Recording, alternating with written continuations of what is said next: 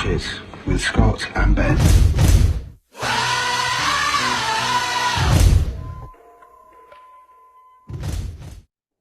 Packing Punches, episode 14. We're back. Scotty, how we doing, fella? I'm all good, mate. How are you? Mate, I'm fucking excited. There's boxing going on like everywhere. What's going on? I mean, we've had that massive super fight at the weekend, which we'll get into because it just deserves breaking down. It was just a cream-worthy performance. We've had massive announcement this week. Lee Wood, Josh Warrington, enormous world title fight between two Brits. Good announcement on the undercard as well. We're finally going to get Harper against Brackhouse. We've also had Cameron Taylor 2 confirmed for November 25th. We've had Buatsi against Aziz confirmed for October 21st. It is just boxing. I love it. Who's put 50p in the machine? That's what I want to know. It's having a Boddingtons in the evening. Oh dear, this Boddington's malarkey. So yeah, the weekend, man. I will admit I didn't watch it live. I had a bit of a weekend. I didn't watch it live, but what a fight! Indeed. I mean, I was out and then I woke up in this morning. And luckily, I avoided the result before I watched it. Watched it early doors, probably an hour after it finished, and absolute clinic, wasn't it? And you can watch it in three different ways. You can just watch his feet, you can just watch his demeanor, and you can just watch his punches, and you get a different show every time you watch it. What a performance. And Errol Spence after, I thought showed a bit of class because in the fight of that magnitude, he could easily come up. He just said, no, the better man beat me. And he says he wants a rematch and then whatever, but clinic would be the word I'd use. Yeah. I mean, is Crawford even technically a southpaw? Was that not just fighting out of a stance that he can fight in rather than it being his lead stance that he would normally fight in? He just might be one of the best to ever do it. I agree. Yeah. As you say, just as I've said before, like he just seems like a good guy as well. And I hope that when he does retire, he stays around in training and not going down the promoter route straight away or whatever. Even if he just goes to TV, I'd love to see him train. Yeah. And take on a stable because the guy's got it. I was watching one of his the Sean Porter fight. I was just watching some highlights of that earlier, and his corner are like, "You're down, you're not winning." And then he was like, "What do you mean I'm not winning?" And he goes into the 10th round, and 10 seconds in, he just puts straight down Porter's pipe, and that was like, okay, right, fine, I'll win the fight then. Yeah. I don't know if there is a rematch clause. I'm not sure if that was in agreement. I don't think there was a clause because obviously they were both holding titles. It was coming up for undisputed. I think they were just under the impression that if we got an absolute all-time classic, everyone would want to see it again.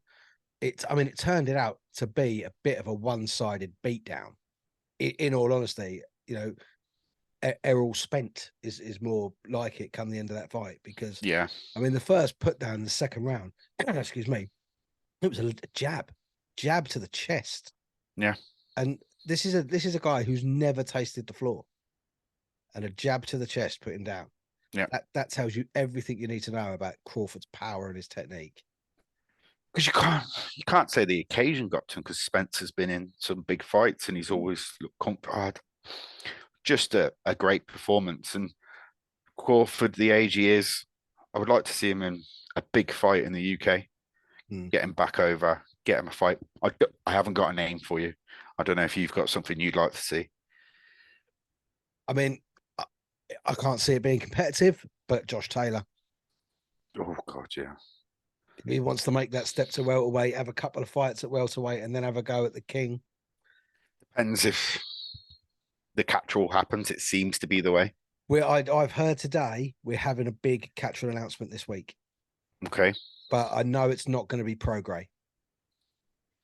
Okay. Because the WBC have allowed Haney to stay champion, but move up and challenge pro-grey. Okay, yeah. So that will be the next fight we get for Regis pro-grey will be Devin Haney. So yeah, as far as Jack Cattrall's concerned, I mean, there's enough around there. His performance against Foley was decent. Obviously, Foley's not world level, but No. it was decent performance. Yeah, we need to see Jack back, and hopefully, this week we'll get an announcement. But yeah, with Bud Crawford, I mean, 40-0, 35 years old. You could not blame the guy if he just said, you know what, I'm done. No, because what else has he got to prove? I don't think he's got anyone else to beat. This era that we've had with these welterweights of Crawford, of Porter, of Spence, we've been spoiled really. Much like the four kings of of the 70s and 80s. It's really, really good to see the fight, and good to see the fight going down, particularly pre-fight with no bollocks. Yeah, they didn't need it, did they? Two straight up gentlemen behaving like straight up gentlemen. And then giving us a great fight. If I was in Spence's corner, I would have probably pulled him. Yes, yeah. No qualms with that. Before it got as far as it got, I mean, he looked mashed. Come the end, I heard a few people, perhaps not happy with the way he rehydrated. I know Bud said he struggled with the weight this time.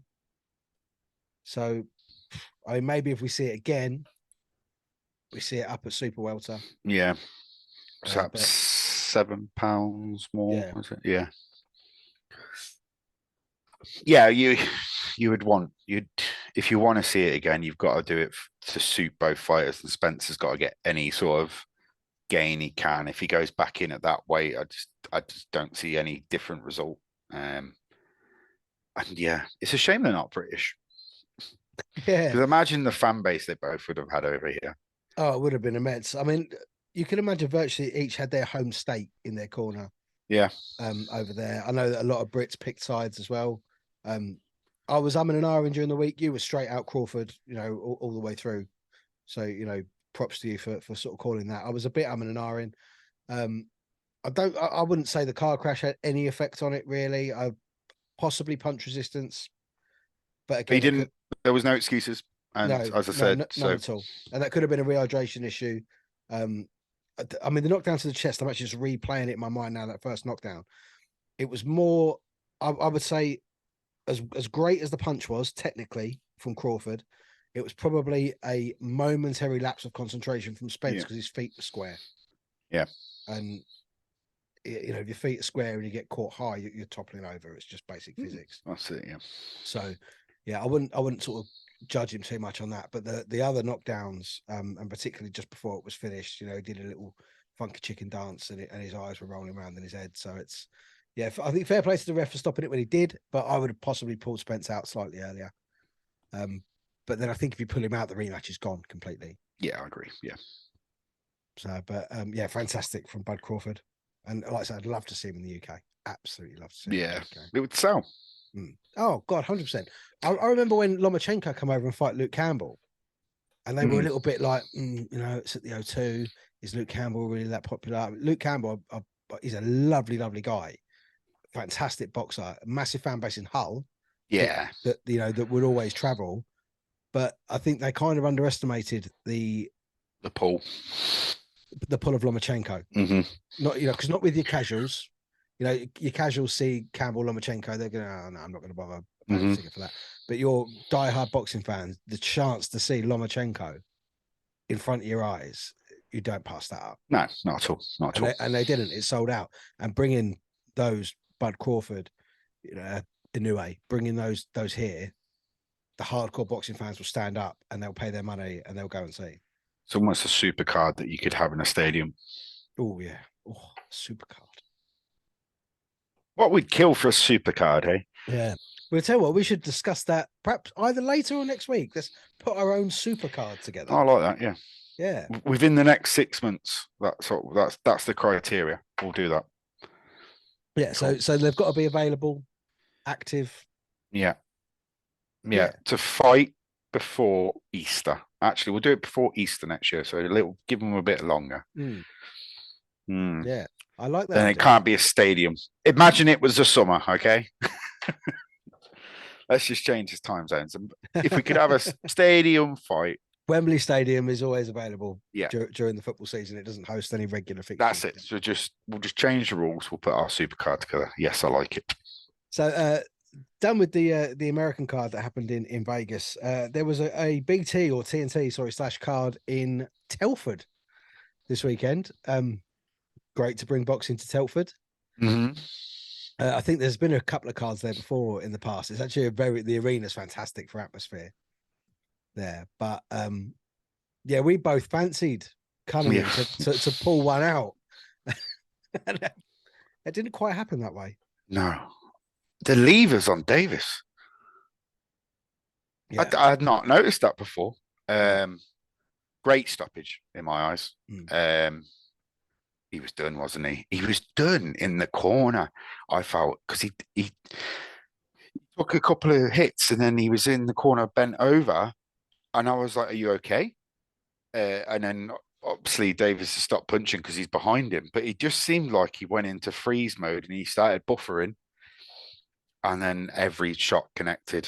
It was done.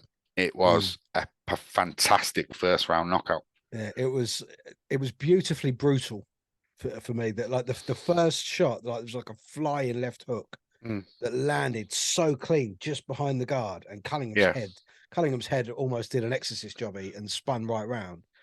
And at that moment there, Davis knew he got him, and he was jumping into it then, wasn't he? Unloaded the tank.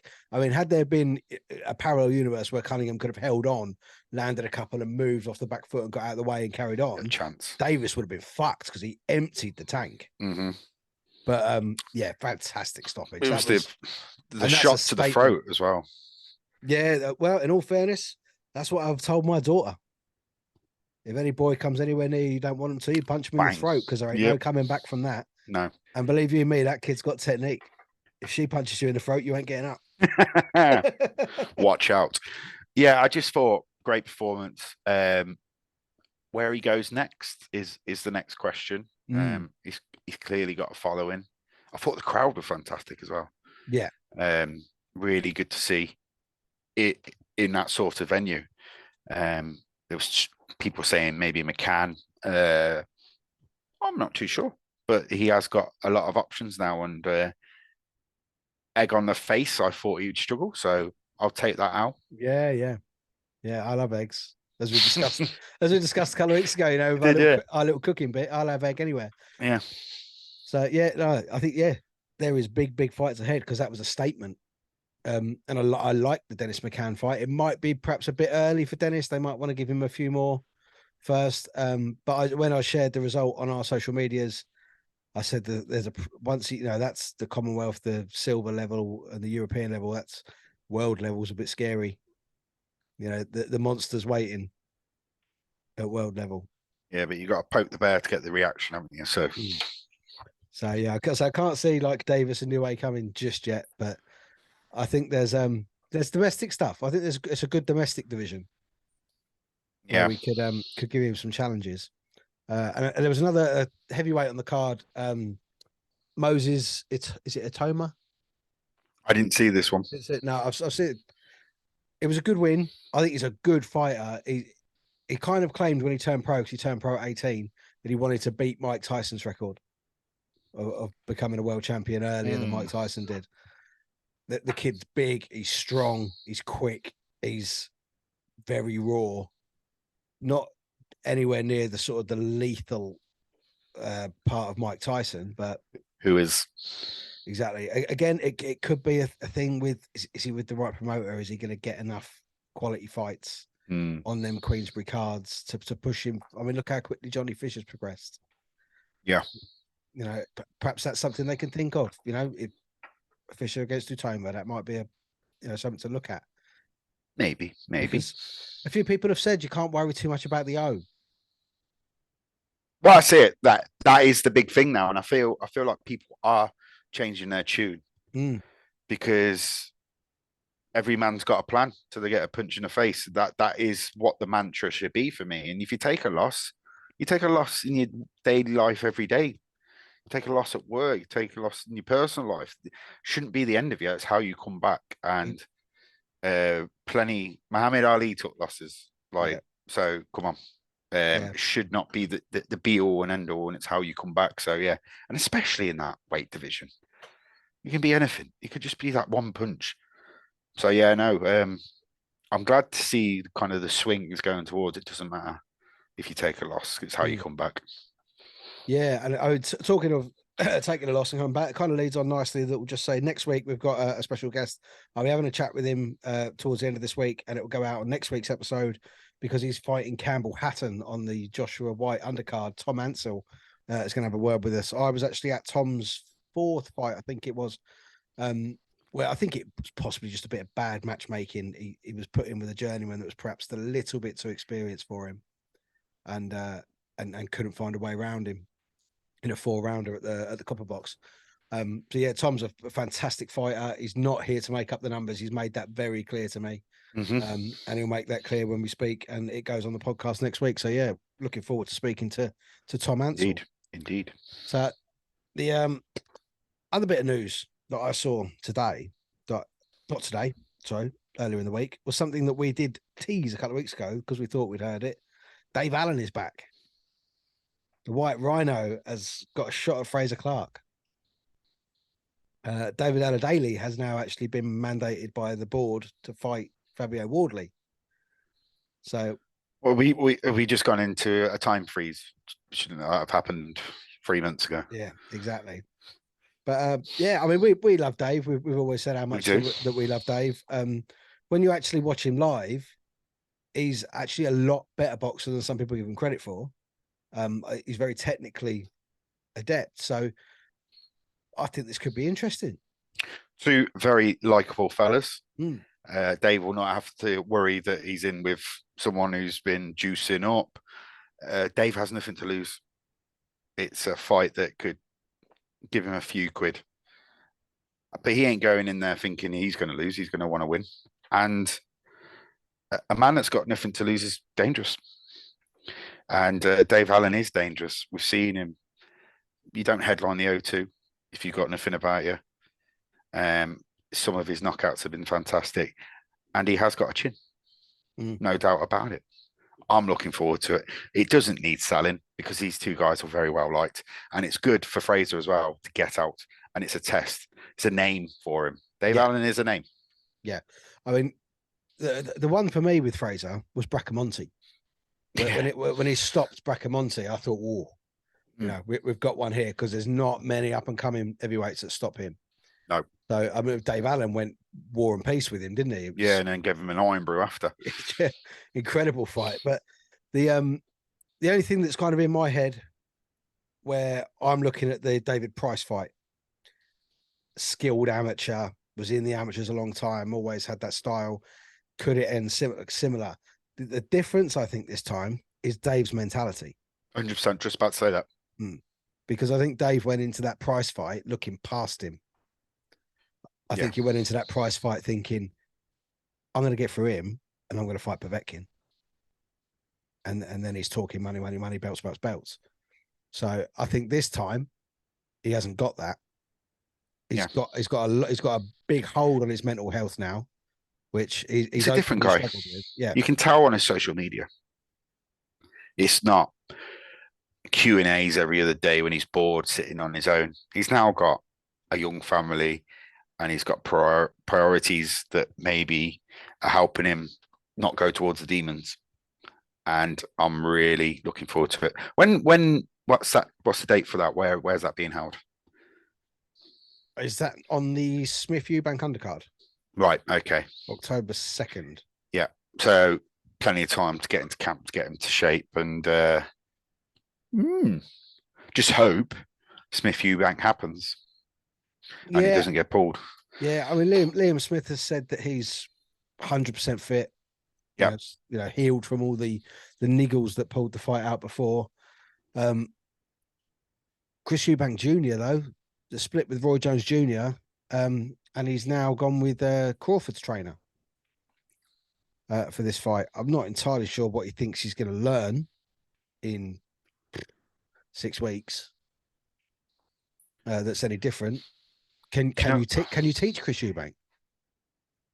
perhaps he just needs to change. He's had a lot gone on in his life in the last year or so. He had his dad slagging him off on Talksport. That perhaps he's just thought, you know what? I'm just going to go try a new leaf, get over the weight cutting, the Conor Ben. He's kind of moved past that now, and see what happens. I don't think it will be the same sort of fight as it was last time. Hopefully, he's learned from it, and it's his one. It's his last shot. Let's be honest. And I like Chris Eubank Jr. Some people don't, but I've never thought I really don't like it. I think he's when you've got a dad like you've got. Yes, he's been given a boxing career, but he's also had to prove himself to be a boxer as well. And you're living in your dad's shadow, who, let's be honest, is a bit of a muppet. See, fair game. I've always actually found him unlikable. Yeah, I've always liked him. I don't know. People come at him and people try to put him down a lot, bring up his dad, and that's how they get to him. And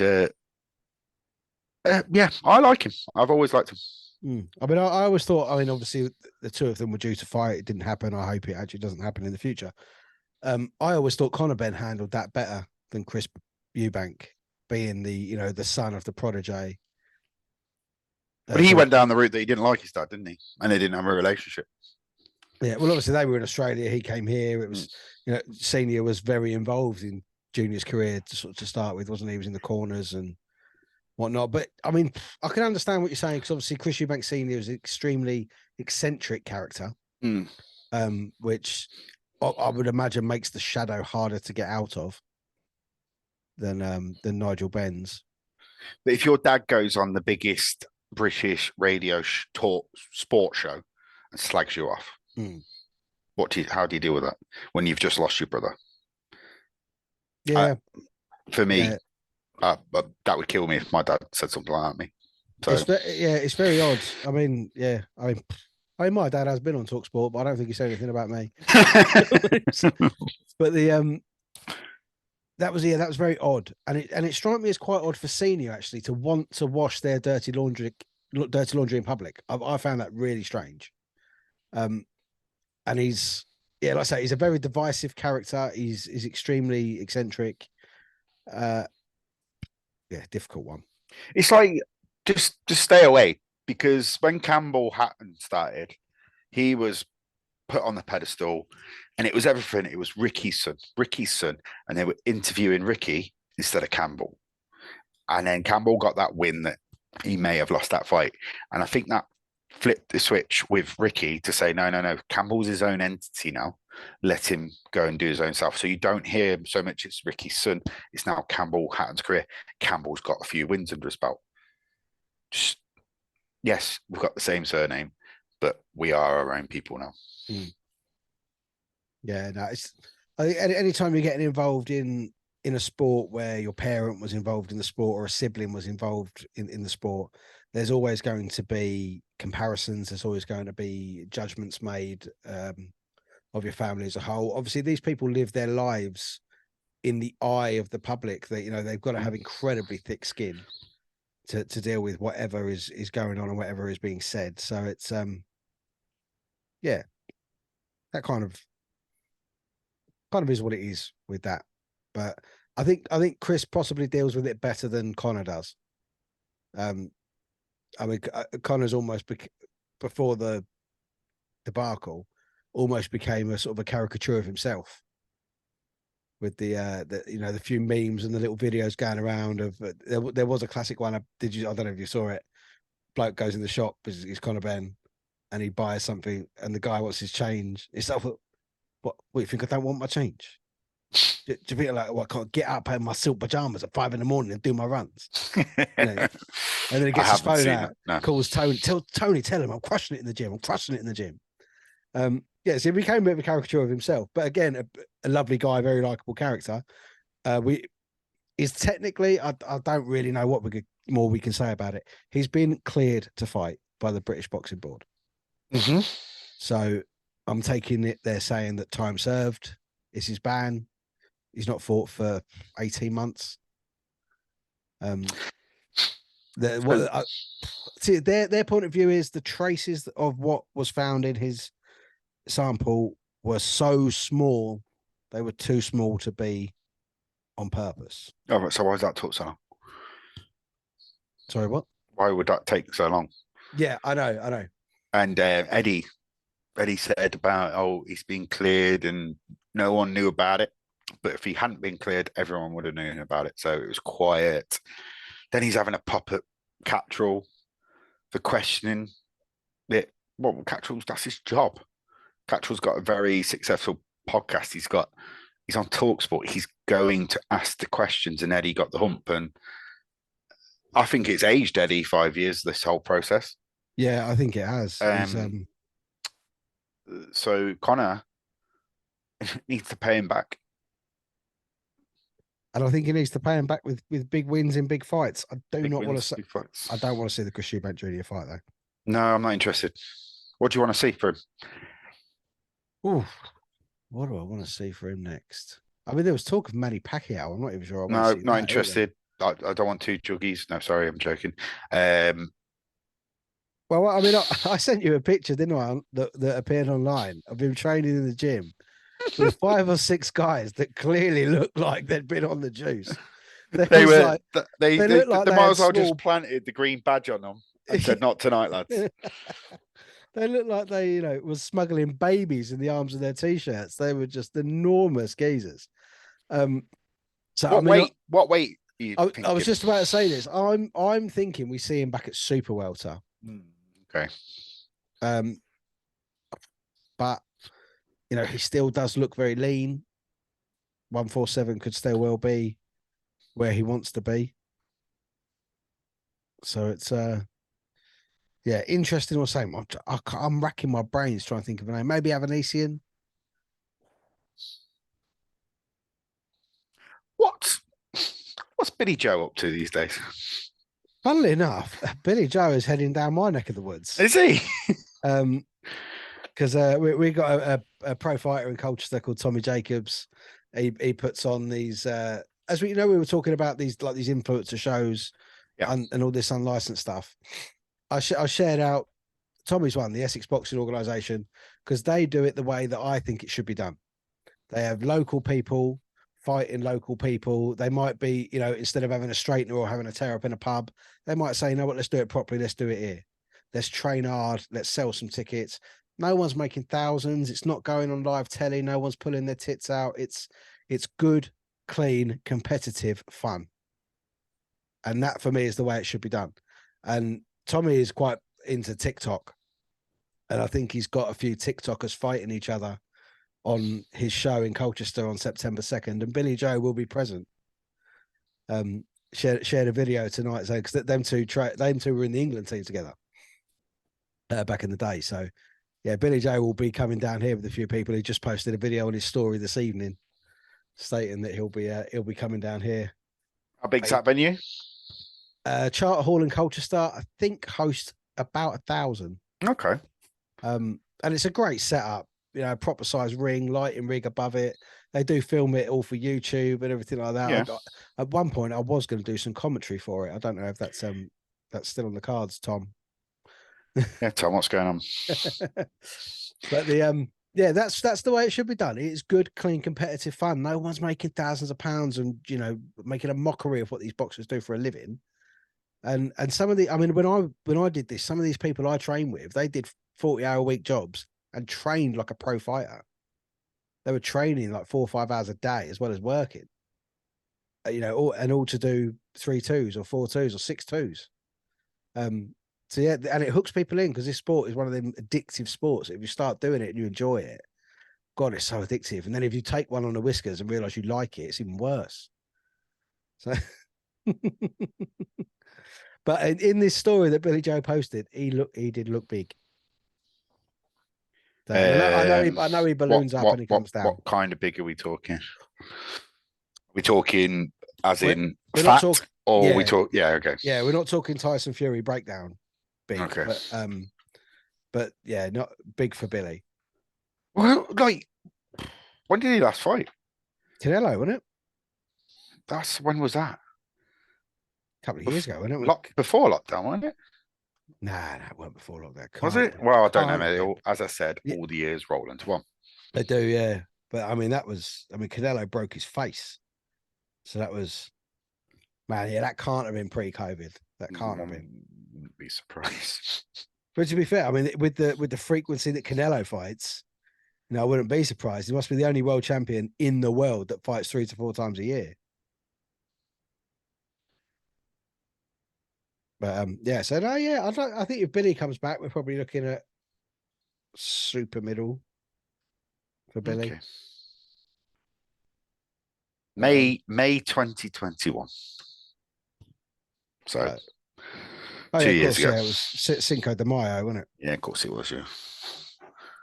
Okay. Yeah, gotta be for Canelo. So there is. I saw it shared earlier. This fight's got massively under the radar. I think it was due to happen actually earlier this year, and got pulled because of an injury. Amanda Serrano is fighting Heather Hardy this weekend. Mm-hmm. Now, I mean, we all know how good Amanda Serrano is.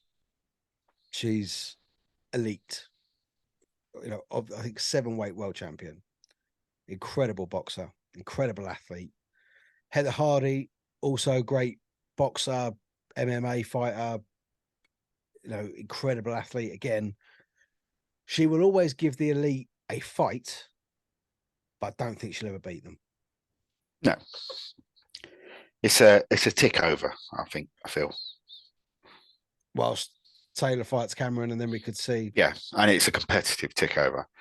So we're not training in camp for just to have an easy time yourself. It's someone that will give you a fight, but it's someone that realistically won't beat her. So makes sense all around. Yeah, I mean, going with that, so Taylor Cameron 2 is November 25th back in Dublin, and it is a rematch of the original fight. So it is for Chantel's belts again. Same weight. Same weight. Wow. So Taylor could come off the back of 2 losses, still being an undisputed champion. That shows the pull of Katie Taylor. It does. There's no way should that be happening. No, because we can't. I'm wary of being considered hypocritical. Why are none of these organizations taking her belts away? She's not defending them. This is her second fight in a row that she's fighting at another weight. So her lightweight belts should now be fragmented, because particularly with WBC, their rules, as much as they change them, as much as they fucking please, you have to defend that belt within 12 months. If you don't, you lose it. Can I make a controversial comment? Go on then. She's pretty known in America, and she's Irish. 2 combinations that the Americans love. Yeah. And you've got Ariel Helwani, who's probably the biggest sports journalist through MMA and at the moment in fighting and other sports. Helwani's massive. You look at his videos he does. He did an hour-long interview with Katie Taylor, got her name out. And I just feel like that is the pull of Katie Taylor.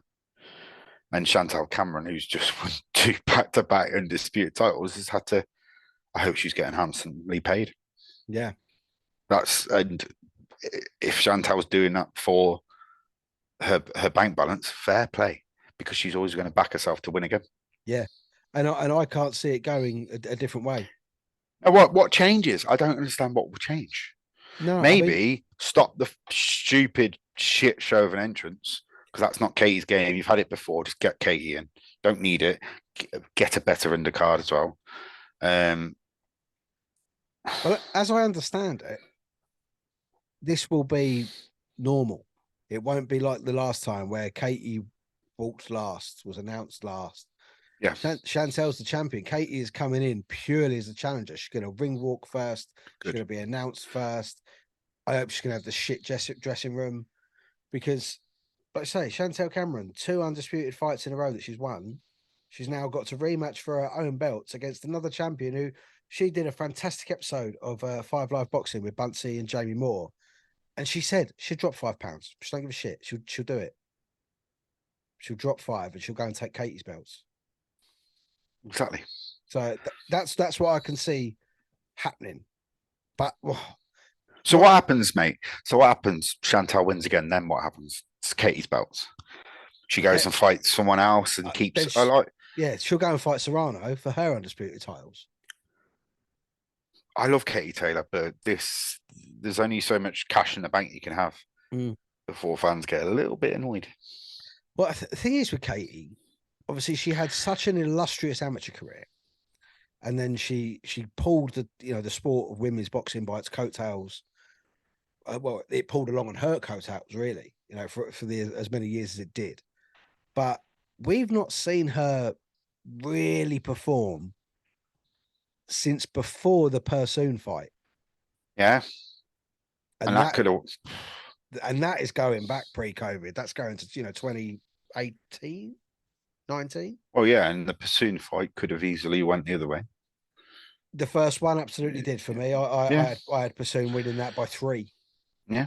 Yeah. And then she got the rematch. I did have a win in the rematch. She really close. She did the job. But she did the job. But she didn't perform like she did when she was on the way up. And admittedly, Pursoon is, she's a different animal. She's, incredibly hard fighter. So, but then we've got the Serrano fight was a fight of the year contender, but it was always going to be because they're elite. And when these elite women and the elite men, as we saw, when they fight each other, it's incredible to watch. So, but the Serrano fight was tight, man. I mean, you saw that last 20 seconds of that 10th round, neither of them knew who had won because they stood toe to toe and swung hell for leather for 20 seconds because they thought, I need to win this round. And if she's not performing, she's past 35. I'm like, you know what? You've done your job. Yeah, exactly. You can't. Where do we go? Because we can't keep pushing Katie Taylor out. No. And Chantal Cameron's 32 as well. So when she getting, I'm the big star of women's boxing, because then it comes to she has to fight this, and then maybe she gets Katie's bouts, and then she's going to be 33, 34. And then we're in the same place, aren't we, with Chantal? Yeah, it's just going to be a cycle that Chantal maybe gets 2 years at the top. I'm not saying she isn't at the top; she is massively, but she is not. Oh, I don't know. Yeah, she's not as world recognized as but she Taylor, should. Is she? As she absolutely should be. I mean, if she dismantled Jessica McCaskill, she dismantled Katie Taylor in Dublin. I expect her to do the same thing again. I actually said personally after the last fight, I don't want to see the rematch because, as you've said, I can't see what Katie changes to turn it into a winner. So I don't want to see the rematch.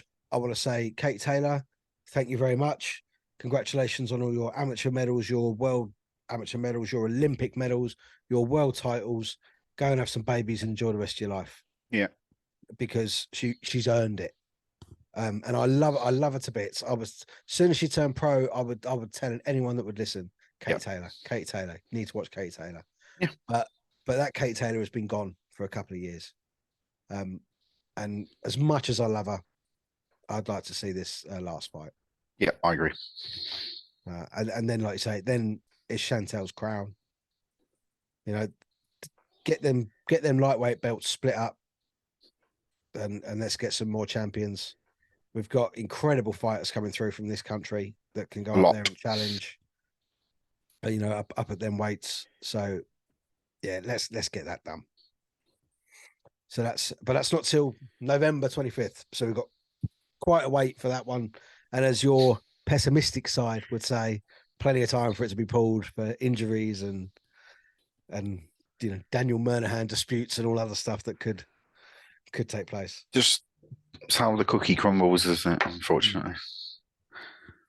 So, but we've also had for October. Then we've got the Dan Aziz against Joshua Buatsi, right? Which excites us both, I think, doesn't it? Yeah, it does. It really does. Because I'm Team Dan. I am Team Dan. I'm Team Dan. I'm Team Dan Aziz as well. And I will not change my mind like I did with Crawford. I think Buatsi has made some interesting choices in his career. great boxer, not a world level boxer. Because if he was, he would have took the fight that was offered to him. Dan Aziz, a smiley guy, but the smiley guy that can hurt someone. And I feel like he will cherish this fight and take the win for me. Yeah, I mean they were both on TalkSport recently, separately. That they didn't do any gloves or off or anything on there. They've known each other for years. They've sparred hundreds upon hundreds of rounds. Danazy sort of looked up to Buatsi with his Olympic status and whatnot. So yeah, I think this is a fantastic fight. I think if anything, it's going to show the difference between coddling a fighter and making a fighter work their way up. Because I think if you were looking at a comparison, Buatsi's been coddled, Aziz has done the hard knocks. 100%. So no argument from me on that one. So that's why for me, yeah, that Dan Aziz will come out on top in that fight. And deserves it because time's ticking on. It is. And in that weight division, I believe I shared this the other day. I've not seen anything else about it actually. But Beterbiev Smith is off. Yes, I did see that. Yeah. Yeah, a dental injury for Beterbiev. The thing I find interesting about that, who did it? Because I do know there was a Brit going over there and sparring him. Well, maybe. Did Callum Simpson take a tooth out of Artur Beterbiev? Callum doing the business. Maybe he a rock hard refresher and it cracked his tooth. I don't know. I've seen him do an incredible thing with an Olympic barbell where he sort of holds it in one hand and rotates it. It's like a forearm exercise. I've tried it myself. If you get that wrong, that'll take a fucking tooth out. Yeah, maybe that's what's happened. It will come out in the wash. Yeah. Eventually. And I would imagine because it was a mandatory, wasn't it? I think we will still see that fight. Yeah. And hopefully we see that before the end of the year. Because obviously Dan Aziz and Joshua Buatsi want that to get moving. Yep. So yeah, we need to see that before the end of the year. Have I gone into delay? Yeah, a wee bit. What time? I ain't got a time. Yeah. No, I haven't got a time up there. It shouldn't be too bad. But is it quite bad if I move my mouth and then it's like bad? No, it's not too bad. No. Not too bad. God, but now I've got to do fucking editing. Well, all good. Actually, no, fuck the editing. Let's keep it raw. You and your rawness. This is live podcasting, baby. No editing. Fuck that. But yeah, another bit of news I saw today. I think it's been really busy in the boxing world. It's been great. Shannon Courtney has got a new training team. She's moving to the Rotunda in Liverpool. I think this could be a good move.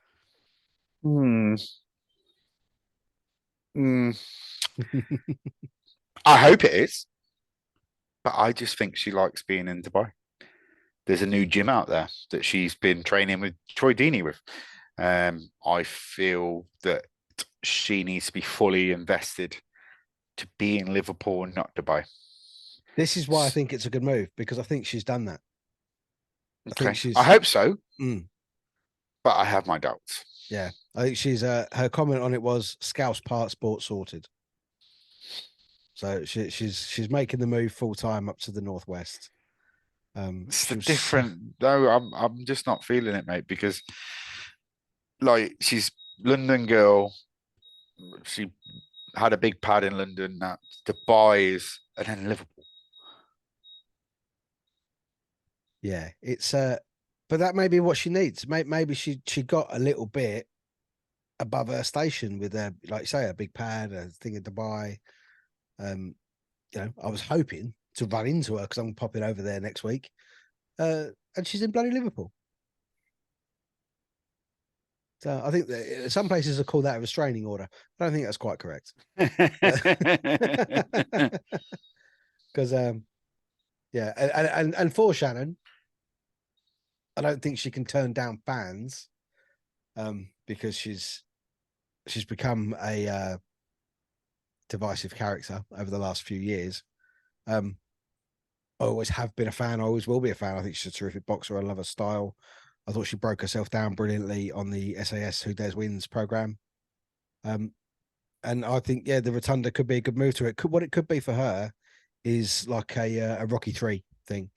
Back to basics, back to, dirty gym, cold showers, and, spit and sawdust. I hope so, mate. I really do. I know I've sounded really pessimistic about it, but I always want to be proven wrong. So hopefully I am. Wow, I'm trying to think through it. I think I've actually covered everything that I've seen this week. Have you seen anything this week? No. Josh and Lee. Oh Christ, yeah. I even said that. I went live just before we started recording, saying we were going to be talking about that. Yeah, I love this fight. I love it. I don't love it. I want to. I just think Lee's got this in the bag before it even starts. Oh, so do I, but it doesn't make me not love it. Oh, okay. All right. That might be the reason why I love it. Two likable guys, even though Josh is Leeds, and he makes no bones about it that he's a Leeds guy. What a fighter. And it's a shame it wasn't a couple of years ago, because I feel like it would be more of a fight, and Josh might just pull it out of the bag. But I just think this is Ben Davison has saved Lee Wood's career, and he's going to grow it. And I feel like he will do the business and go on to get what he wants out of this sport. But I am looking forward to it. I mean, Ben Davison has said in the press conference, they might as well give these two the award for fight of the year before it even starts. Big statement, and I'll back it. And the other thing is, I had a bit of a to and fro with someone on Instagram the other day, or on X, whatever it is. I can't remember which one we were on. I think Wood boxes his ears off, and ultimately frustrates him, and ultimately stops him. Stops him. You're going for a stoppage. Yeah, late. I'm going for a late stoppage, possibly even round 12. Lee Wood's become quite fond of a round 12 stoppage. Yeah, I just think that I reckon it goes early. You think?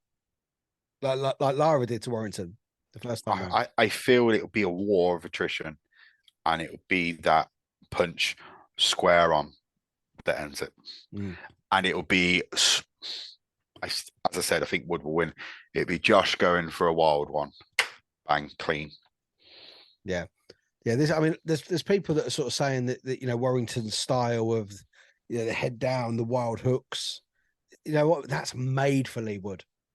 Absolutely made for him. And I was kind of questioning these people as if to say, what do you think you've seen in Lee Wood that tells you he won't be able to deal with a fighter that puts their head down and swings hooks? Because I mean, in the last 3 fights, admittedly, he got knocked out by Lara and lost it. But in the fight, he was well up. Yeah. But before the knockout, the Conlon fight was absolutely incredible. And the Lara rematch was just an absolute masterclass in boxing on the back foot, getting in, throwing 3, getting out, and judging your distances. I'm thinking war 5-7. Yeah. I mean, either way, I think obviously we're both massively in Lee's corner for it, which is not a slight on Josh, because no, not at all. What a career, what a fighter. Yeah, I do love Josh Warrington, and he brings it every time. He's been poked with the headbutting stick a few times, hasn't he? The Galahad fight was possibly one of the worst things I've ever seen. But he's had adversity with his fights, hasn't he? He has. And but if you look at, this is what we said about when Michael Conlon fought Lopez. I mean, Lopez beat Warrington, I think, for me, fair and square. I don't think they can really complain about losing to Lopez on that result. But look what Lopez did to Conlon. Look what Lee Wood did to Conlon. It's at this division, you've got to have a chin, because you might not think that a 9.5 stone or 9 stone guy can hit you that hard. You're getting punched 70 times around. Yeah, it's so fast and so accurate that you need to have a chin. And if you look at this whole cluster of world champions and the ones just below it, unfortunately, Conlon's the one that hasn't got a chin. So Facts are facts. that's what's left him out in the cold. So I for me, I see Lee Wood winning via stoppage a little bit later for me than for you. And then I want to see the Lopez fight.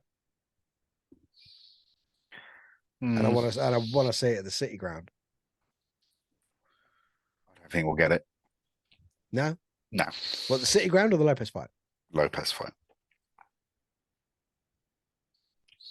Just No. don't think he'd want it. Bit too dangerous. Yeah. The other Unless option, he gets guaranteed a pretty penny. well, the other option I had seen, he did say in the press conference that he's got something in the contract. There's something that he ain't telling anyone about, but there's something in there that's his little nugget. When I win, this is what I'm having. I did also read that he could step up and fight Rakimov for a final eliminator to fight Joe Cordina. Ooh. And that's tasty. Yeah, that gets the juices flowing a wee bit. Because Joe is one of the most technically gifted fighters Britain has ever produced. Yeah, and he doesn't get that lovely face touch, does he? No. No, that pretty boy remains pretty all the time. He's been active, though. Seen him on the old internet socials a bit recently, so... Yeah, I think someone was kind of stirring a little bit of stuff that perhaps he weren't getting on with his promotion team and that things weren't happening fast enough for him. I don't think it's that. I think he's being avoided by everyone else in that division. Yeah, I agree. Because it's, I don't see a way you can beat him. No. You know, he's like a featherweight Canelo. He's just too good.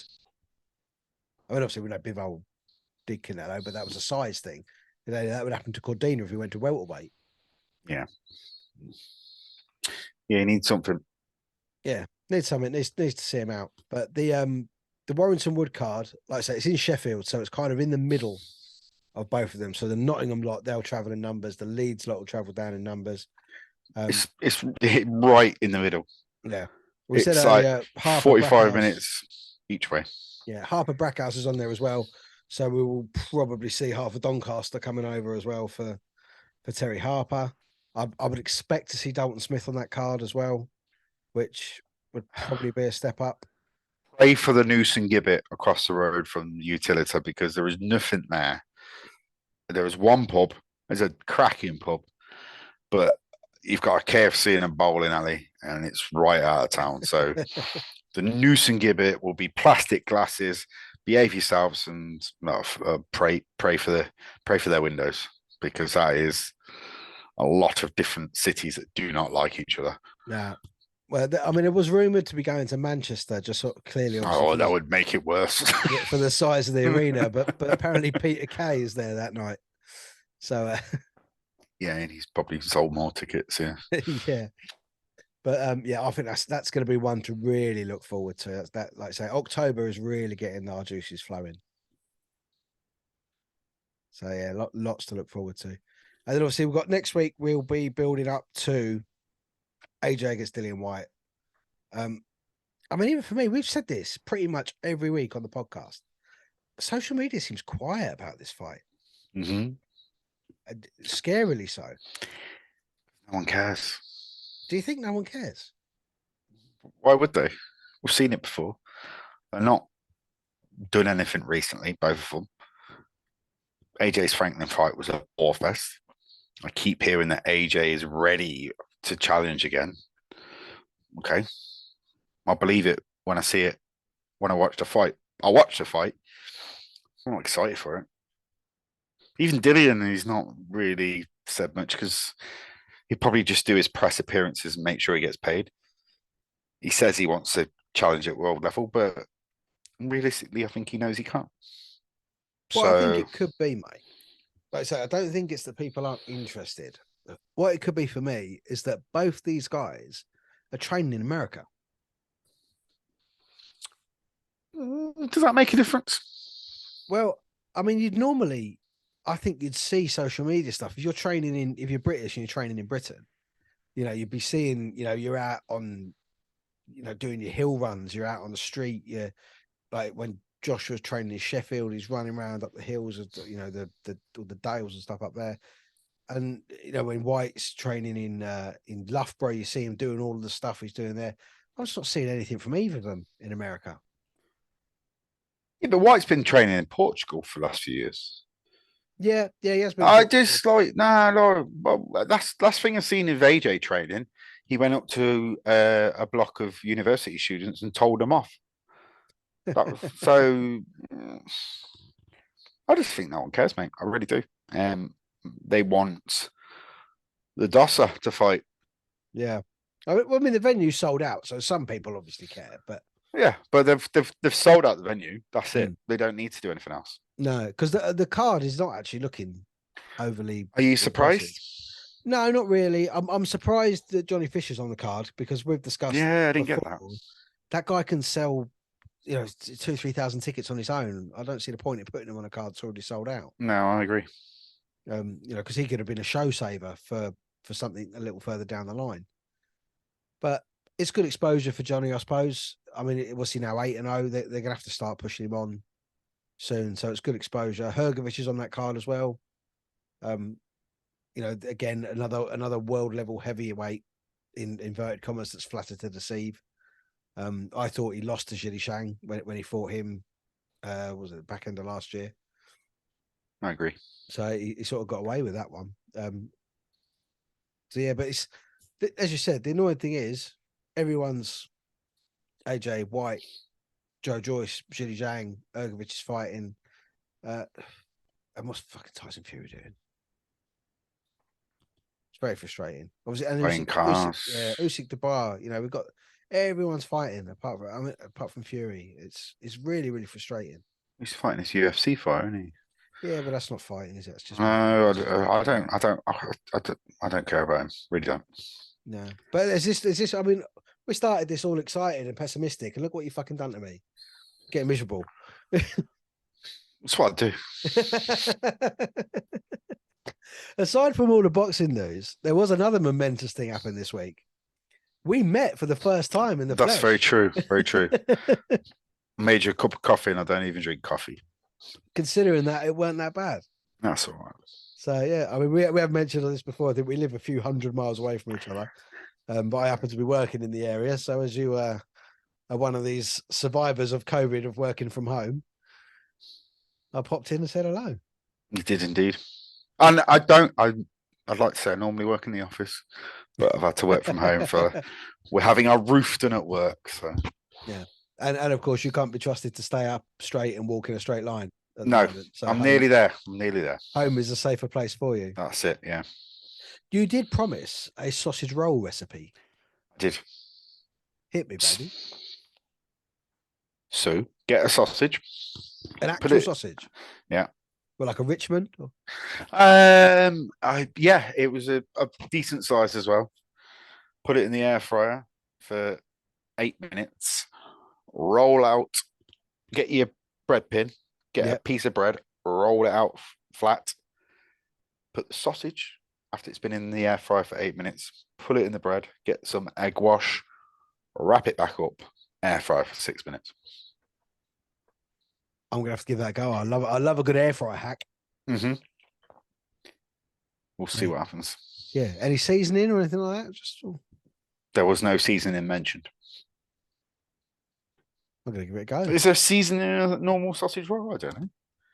Yeah. The sausage could be seasoned.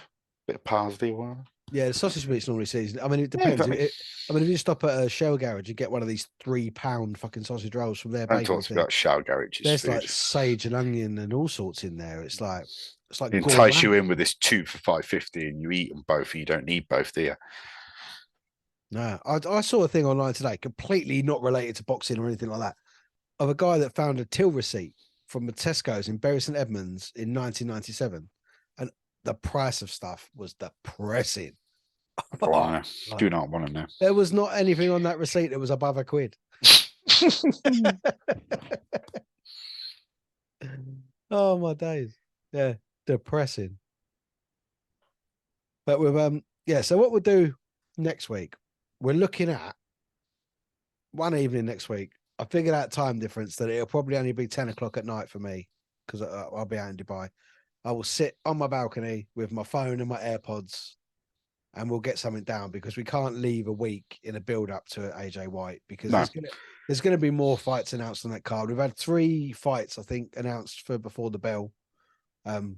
Campbell Hatton against Tom Ansel is one of them. I can't find the other 2. It's driving me mad. Again, everyone needs new social media people. I should be able to find this like that. Yep. But yeah, so we'll have to build up to that, and I'm probably going to try and catch a bit of Serrano against Hardy as well. Yeah. But yeah, I'll be looking forward to it. Hopefully, I won't feel so ill and colded up when I'm out in the desert. Oh, you'll be fine. But brother, it's been a pleasure. Loved it tonight. I enjoyed it. Let's throw the towel. Yeah, the towel's in.